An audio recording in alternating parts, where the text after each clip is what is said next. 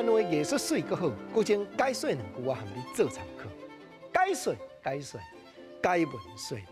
好朋友来，咱来研究迄个四句联相报歌。来讲一个做田人的心情咧。讲种子落土有五芒一粒出香肠。草莓蜜伫露水旁，露水开花结茫茫。古前强在咧讲四句联，景相情。看到迄个景，是代表表示家己的心情。你想讲，这是正对平湖民间记录落来四句联吼。即摆若要较详细有得听，北部平溪啦、双溪啦这方面，也阁真普遍。啊无平湖原来阁有保存。啊，做田人心里就是咧表明讲，种子落土，我五芒一粒出香肠，看当较好运的日子较好过咧呗。毋过后壁共款咧表示即个农村的情景，讲草莓蜜伫露水旁，露水开花结茫茫，迄日头笑落规片金丝丝。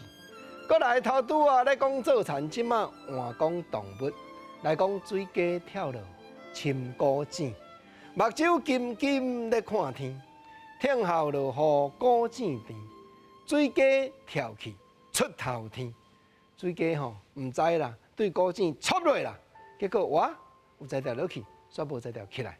咱知影平湖这边面的腔口井甲天这有斗句，所以就爱等待听候甲落雨，规个谷井吼雨水淹甲甜的时阵，噗一个水鸡跳出来，搁再出头天，表示讲即拍景相情，描写的心情，就是期待有一天我会当踏到机会啦。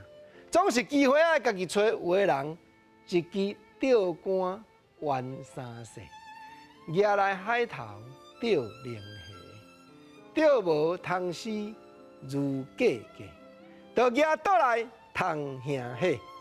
平湖的腔口，虾势甲虾互相拢有斗句，一支钓竿弯翘，我来海头，同款问讲较好运未？钓看有灵虾无？谁知啦，钓无唔拿啦，佮通死就是钓鱼线，规条安尼如价价，安尼甲斗阵，规气一到地啊，起到地啊，抓倒来吼，钓竿唔抵啊，通兄伙啦吼。